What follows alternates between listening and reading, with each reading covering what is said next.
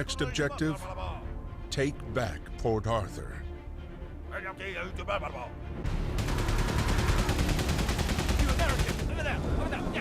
Sir. Yes, sir. Come on, boys, let's go.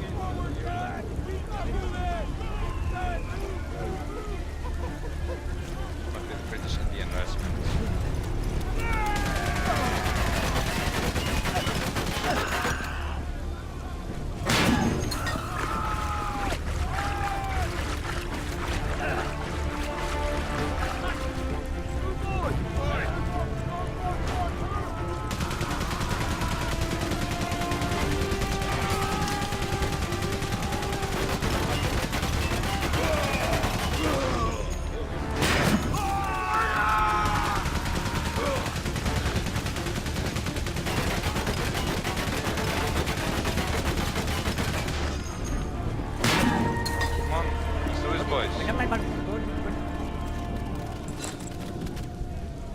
French coins. All troops were paid in their countries of origin, currency, and paid compensation in the local currency. The British earned 1 shilling a day.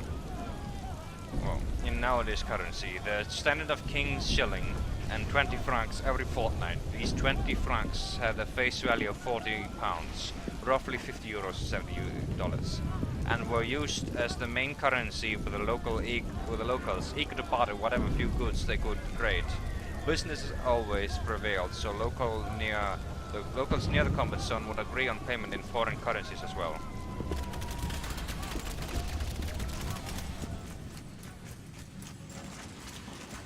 Probably doesn't work, does it? No. 1 dynamite.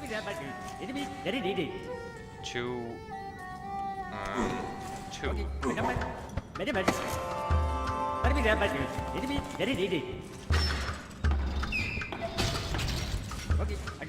Two again.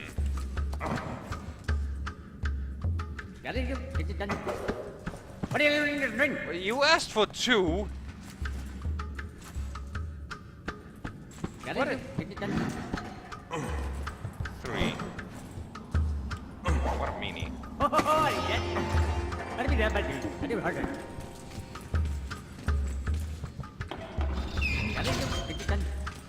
2 now.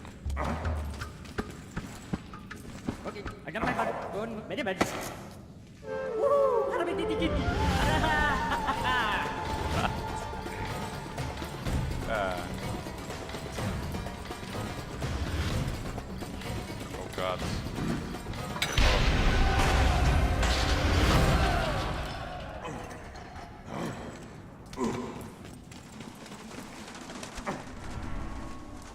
Whoa, what's that? The Kukuri knife. The Kukuri knife was used by Gurkhas, the British unit comprised of colonial Indian troops, mostly Nepalese, really. Yeah, this Nepalese weapon was standard issue that became a symbol of the Empire forces. Its heavy, thick and curved blade was designed for striking as well as cutting. The Gurkhas were mostly pretty much elite Nepalese units. They were very famous, actually.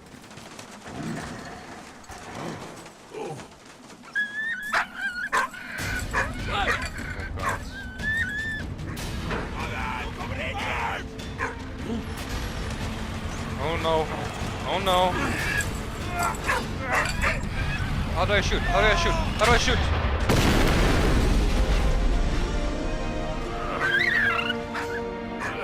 Hey, brother.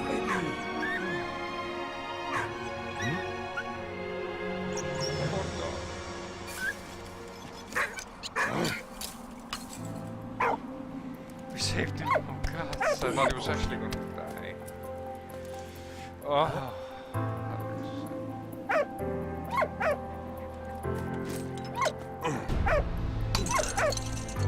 Merci, mon ami.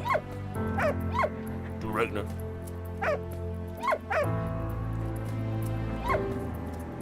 Carl Wiesfender.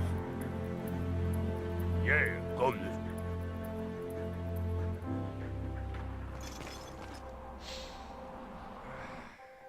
Amidst the never-ending attacks and counterattacks, Freddy and Emil hunted the elusive Baron and his regiment in Ypres. That's in Belgium. Yeah. Oh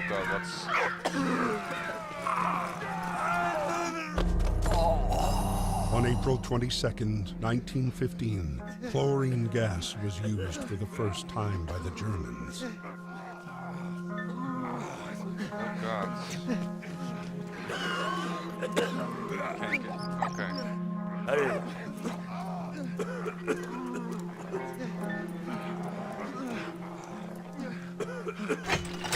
Go, go, go! Good doggy. God.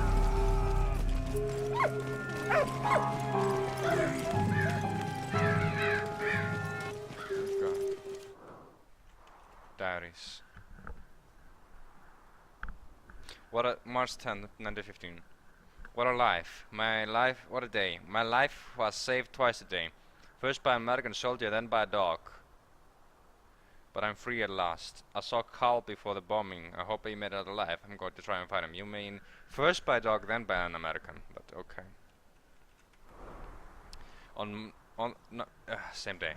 On the march to Belgium, where this damned regiment is stationed, I'm not alone at least. I met a funny old French farmer guy, Emile. Doesn't say much, but if I understood right, his son-in-law is German. How crazy is that? Not a day goes by that I don't dream of you. Who's he talking to?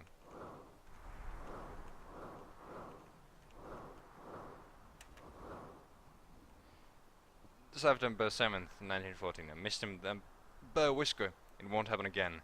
My younger brother's letter was sweet. It gave me a real boost. It's good he's back in the state, miles away from this nightmare. That kid has a knack of getting himself into trouble.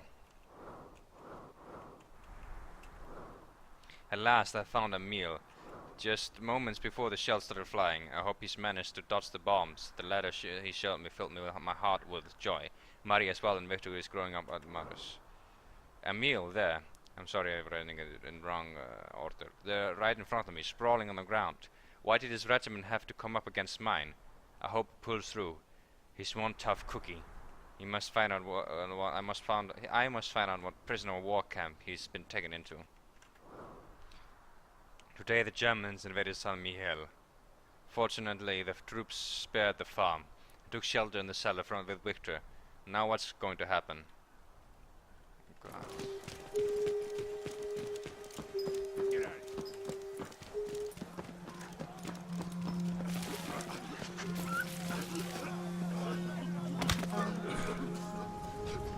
here. Battle of Ypres. Ypres was a key strategic town in Belgium, especially for the British. It was a gateway to the north and thus to Britain. Canadian troops were deployed in the front line and they proved their endurance and dependability in the combat lines to the Allies. 6,000 Canadian lives were lost in the battle in April 1915. By the way, I grew up in Belgium, so yeah. Fun to see a bit of Belgium. First gas attack. April 22nd, 1915, and Ypres came the first gas attack in history.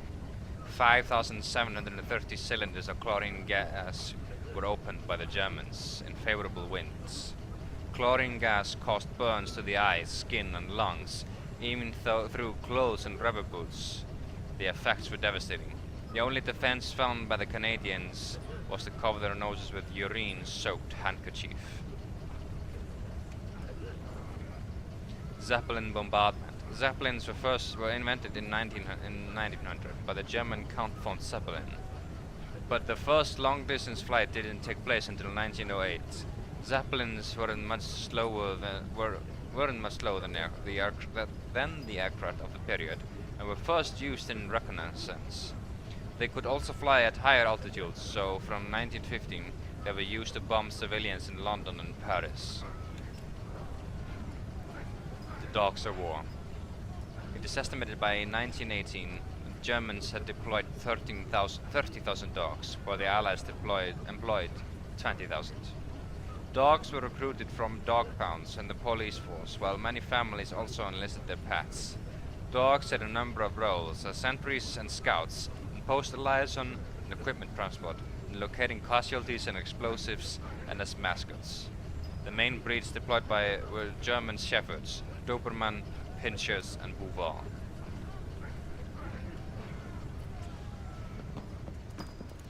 No, I don't need help.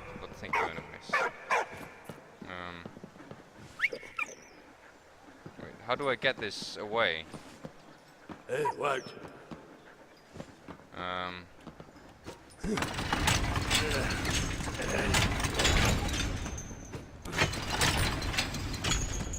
Come on. I see a souvenir. Oh, it's a Canadian. Canadian identification tag. At the start of the war, Canadian identification tags were formed by a large aluminum disc, which was because they were an emergency issue and had a unique shape. They were soon replaced by standard British tags, as were those of all British Empire forces. Aluminium.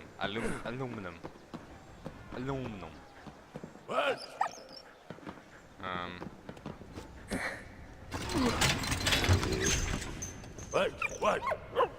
Ah, okay.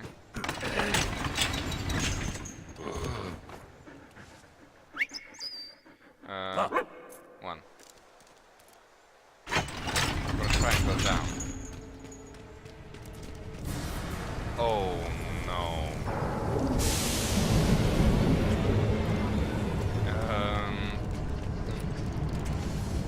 What to do? There's something over here, I think. Yeah, urine-soaked cloth. The only defense against a gas attack before masks were introduced was to cover the nose with a urine-soaked handkerchief. The urine reacts with chlorine directly in the handkerchief to form less noxious products, limiting the effects. It was the most hygienic solution. It was not the most hygienic solution, but it was always better than a lung full of hydrochloric acid. Yeah, I believe it.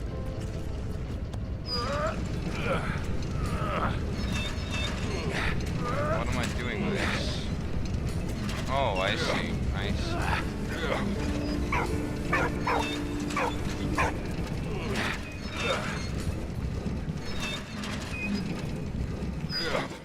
What? Hey, Patsy.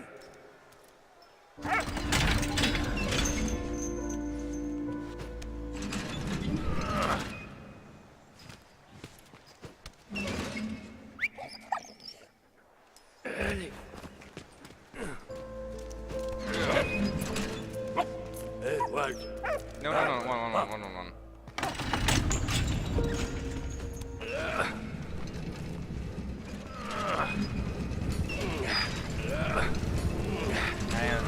I see.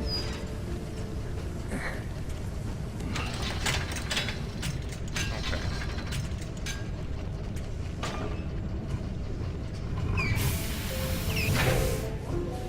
Oh. I don't like the look of this. Should Emil really be there? What?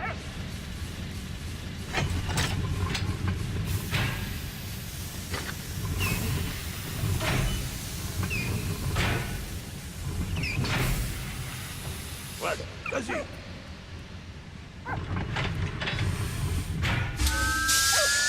Uh-oh.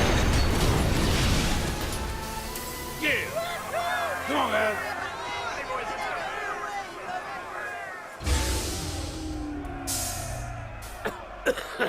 Emil, let's go. Come on, let's go. Emil, let's go. Just gonna see if there's any souvenirs here. Yeah. What? Tap. Letters from a Canadian soldier, 21st April 1915. Dear parents, we're in Belgium, a truly flat land that reminds me of our Winnipeg plains. The big difference is that it's so damp here, which makes the cold even colder. The guys and I are going to make you proud of us. The Canadians will be the big heroes of this war. I'll write again soon. Stephen. He probably never was able to get back home.